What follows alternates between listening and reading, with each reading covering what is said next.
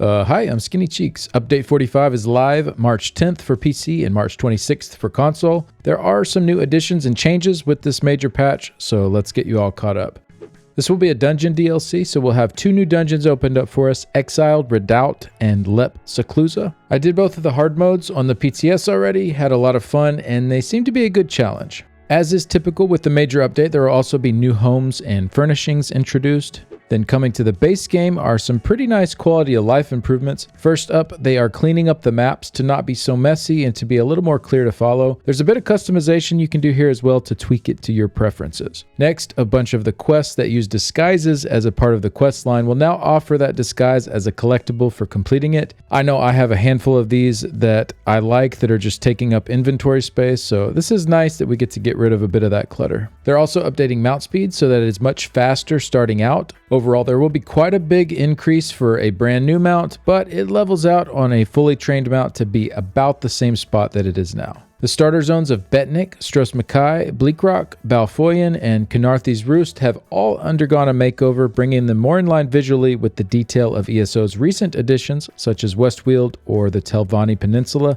I think this is a really good decision to do this. It's important for the long-term health of the game, and I hope to see the other base game zones beyond someday receive similar treatments. Next is probably my favorite quality of life change for this patch. 9 of the green champion stars are being converted from active to passive, so you won't have to worry about swapping these around anymore for different activities. This is another that I've seen players asking for really since the release of CP 2.0, so I'm glad to see this is finally changed over. They're also adding in some new encounters that will sometimes pop up where the dark fissures normally were, and there are some new collectibles tied to engaging with those as well. And then finally, for the base game additions, the first steps are being made towards the long-awaited console support for add-ons. So this won't actually be rolling out to console until later this year, but the tools are being put into place for add-on developers to get started. One more thing I think is worth noting before we get into the combat and balance stuff, there will be a test at the end of March called Cyrodiil Champions, where they are stripping down combat to just the very basics so that they can test performance with high population counts in Cyrodiil. It's important to note this isn't meant to be indicative of what the skills and gearing is actually moving toward in Cyrodiil. This is only a test. So the idea is to dumb it down as much as possible with no gear or passives and to use skills with only very basic functions to them to see if they can get a lot of people in Cyrodiil with good performance. So if they can, then they have a good starting point to work up from and pinpoint the issues and get Cyrodiil in a better place. And then if performance is still poor with all of this, well, I guess it's back to the drawing board. But the key takeaway is that they aren't intending to run with this exact version of Cyrodiil. It's only a test to help them figure things out internally.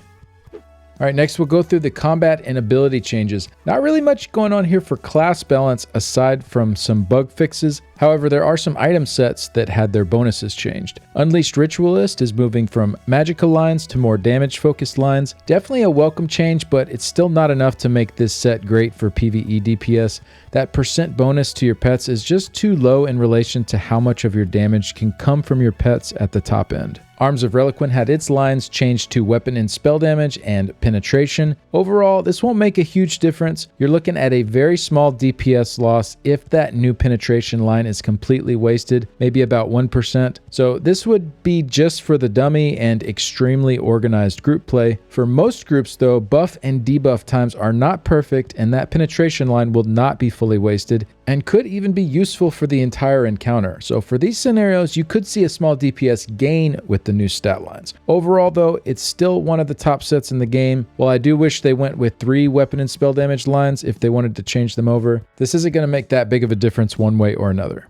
Destructive Mage is losing the magical line and gaining weapon and spell damage. Not really enough here to make this set desirable over our current options for heavy attack setups. Way of Fire is getting the stamina line changed over to health. I guess because it's a heavy set they're doing this. It doesn't really fit into what the set does, but it is more common to use this set in PvP, so health lines are definitely useful there. However, they did also nerf the set to only trigger from light and heavy attacks rather than any weapon attack. Next up, we have Poisonous Serpent. This is having the stamina lines changed over to weapon damage and crit chance. This would have possibly been a pretty nice set, but they unfortunately also changed the 5-piece bonus. They reduced the proc damage by a whopping 92%, but changed it to be a guarantee to apply poisoned rather than the standard 10% chance from a single target direct damage ability. In their reasoning, they said that overall these adjustments will increase the set's damage potential for builds that had a lower uptime on poisoned. However, that line doesn't really make sense because with a single target direct damage proc that deals poison damage, which you had on the set, which you still have on the set, you are already going to have decent uptime on poisoned in addition to the fairly decent proc damage. So they are given a condition that realistically wouldn't have been met if you're using this set. So I don't know. Even for the Dragon Knight, who gets heavily increased poison damage, still going to be a nerf to the 5-piece bonus. So I'm not really sure the logic behind this one. It seems like an oversight somewhere along the line here.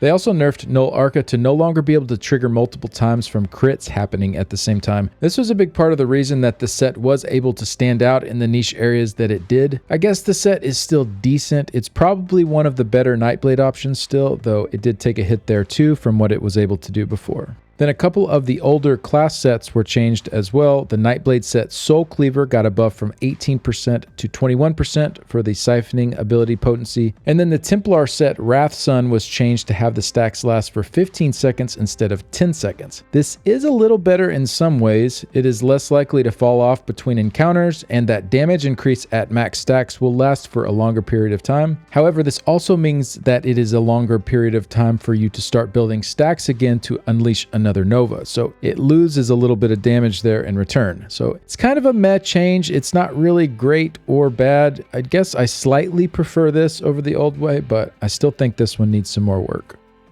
And then we also got some new item sets. I already did a couple of videos covering these. I'll have them linked below if you want to dig in further, but I'm most excited for Jerensi's Bladestorm and Noxious Boulder. Jerensi's has an insanely hard-hitting proc, but it does suffer from the same drawbacks as Whirl of the Depths and Aegis Caller in that the damage area is stationary. So for mobile encounters, it won't be too great of a set. However, the damage is a nice-sized AoE, and it's one of the strongest procs in the game, so it can be really good if the enemies will sit inside of it. The 2 penetration lines on it can be a drawback if those are wasted in organized group play, but if you are benefiting from those pin lines, this is now one of the very best sets in the game, absolutely S tier. But if the pin lines are redundant for you, it does drop down a tier. Still, either way, great new set they're introducing here.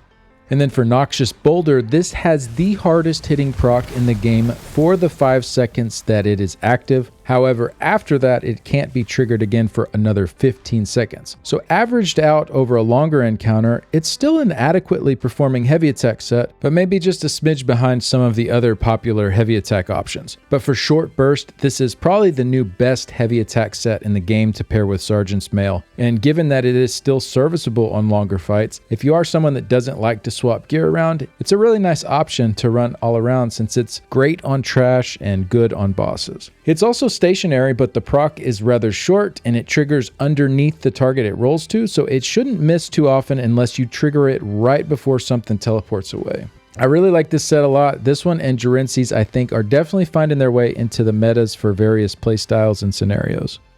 One last change that I nearly forgot to mention is that Azureblight is being fixed to be properly treated as AoE damage instead of single target damage. So for things like champion points and the new banner skill, Shattering Banner will now work on the Azureblight set. So it's definitely going to be the new meta script to run, especially if you have a lot of Arcanists in your group. Some of the other banners previously were very close, but if you are using Azureblight for fights, this one should pull ahead by a decent bit.